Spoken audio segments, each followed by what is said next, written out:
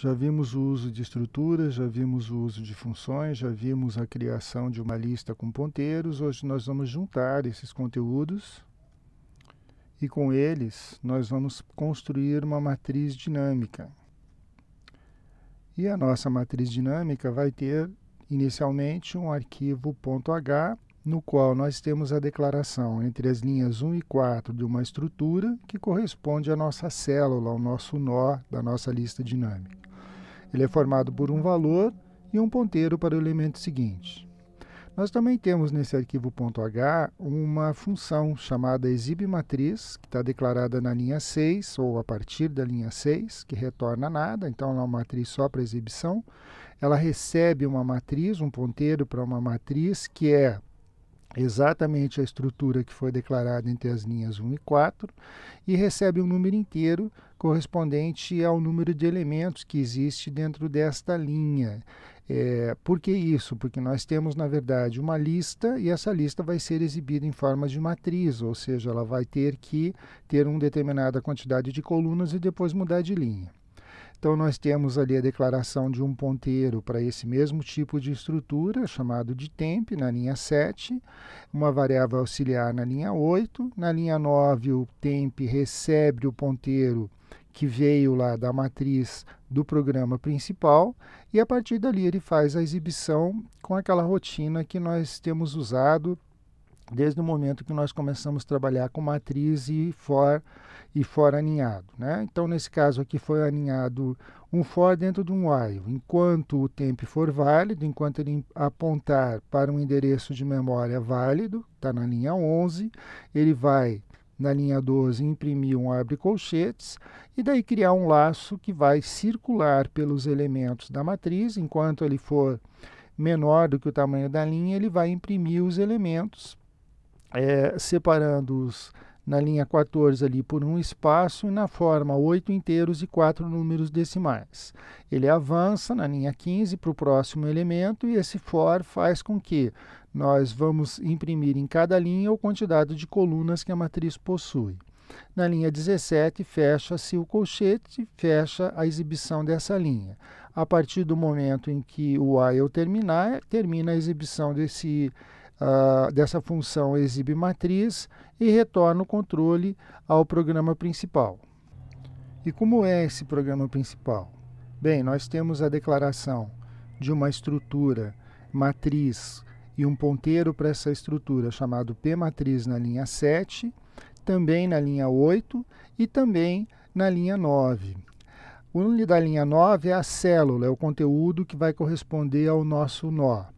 O pmatriz vai ser o início da nossa matriz e o p atual vai se comportar como se fosse o fim da matriz. Existem variáveis auxiliares declaradas na linha 10. Na linha 11, uma indagação ao usuário. Quantas linhas terá a matriz? Lembrando que, como a matriz é quadrada, o número de linhas e colunas será o mesmo. Esse valor é lido, passado para uma variável, e aí vem um for aninhado, que vai permitir que a gente circule pela nossa estrutura de acordo com o tamanho informado pelo usuário, ou seja, o número de linhas e colunas vai ser informado pelo usuário, uma matriz dinâmica. A célula recebe a alocação de memória suficiente para a estrutura matriz, a gente já viu isso quando vimos a lista. Se a célula não for nula, ou seja, se ela receber efetivamente um valor de memória válido, está declarado na linha 19, ela vai executar o conteúdo entre as linhas 20 e 29. Se ela não conseguir receber memória, ela vai executar os conteúdos das linhas 30 a 33, terminando o problema com a execução informando que não existe memória suficiente. Por que foi tomado esse cuidado? Porque como a matriz é dinâmica, nós não sabemos se vai haver espaço suficiente de acordo com o número que o usuário informar. Pensem assim, se ele informar que são 1000 linhas, também tem que ter 1000 colunas, são 1 milhão de elementos. 1 milhão de elementos não é tanta coisa hoje para a memória que existe na maioria dos computadores, mas a gente tem que ter essa precaução para ver se efetivamente existe o espaço. Muito bem, vamos assumir que a linha 19 foi executada com sucesso e existe esse espaço. Na linha 21, o que nós temos é uma informação em que vai ser colocado na tela qual é o valor da posição em que eu estiver circulando no meu loop. Então, as variáveis k e l começam com 0 e vão avançando, o L avança primeiro, o K avança depois. Então, eu vou ter ali a posição 00, 01, 02, 03, 04, depois muda o valor do K para 10, 11, 12, 13, 14, dependendo do número de elementos que for informado pelo usuário, né, do tamanho informado. Muito bem, então eu estou circulando pelos elementos da matriz, perguntando ao usuário como é essa matriz. Agora vejam que eu estou armazenando isso como uma lista. Na prática, o que eu tenho é uma sequência de elementos. Por isso é que eu tenho que controlar qual é o tamanho da linha, para saber exatamente o que é uma linha e o que é outra. Muito bem, o usuário vai fazer essa inserção do dado. Eu vou fazer na linha 22 a leitura do valor que vai ser colocado na célula ou no nó nesta posição, e a célula seguinte recebe um nulo. Portanto, não existe ainda uma célula seguinte, em princípio está terminando por aqui. As linhas 24 a 28 é que fazem a ligação dessa célula dentro da lista. Na linha 24, nós temos uma informação em que, se a matriz, por enquanto, ainda for nula, ela vai receber o conteúdo dessa célula que acabou de ser criada, ou seja, a primeira célula. O P matriz aponta para a primeira célula. Consequentemente, ele é o início da nossa lista. Caso contrário, o P atual recebe o valor dessa célula e recebe no P atual também o valor dessa célula para poder ser ligado como sendo o final da nossa lista. Vejam que na linha 27, quando eu digo que o P atual seguinte recebe o valor da célula, e o valor da célula tem um conteúdo e um nulo, e quando ele passa a apontar na linha 28 para essa própria célula, ele está dizendo que ele possui um conteúdo e não possui uma próxima célula. Consequentemente, ele é o final. Enquanto o P matriz, lá da linha 25, recebeu esse endereço e está apontando para o início. Como nós só processamos esse loop uma vez, o início e o final são obviamente iguais.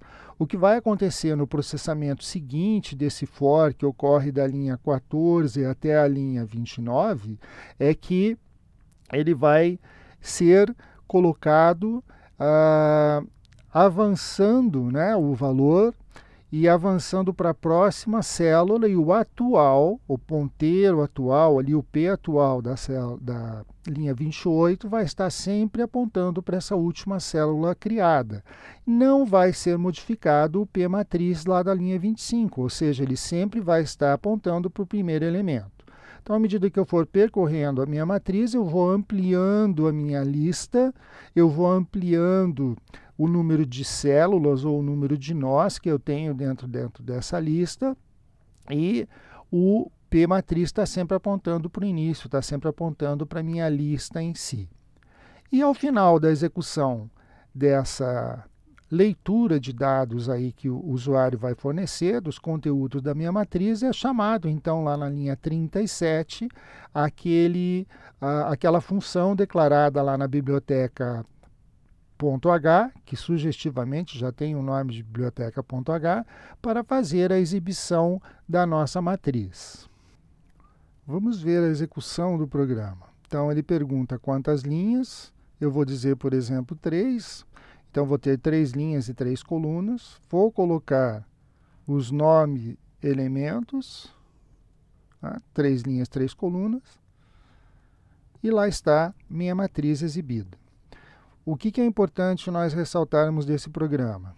O conteúdo vai ser fornecido pelo usuário, mas o tamanho também.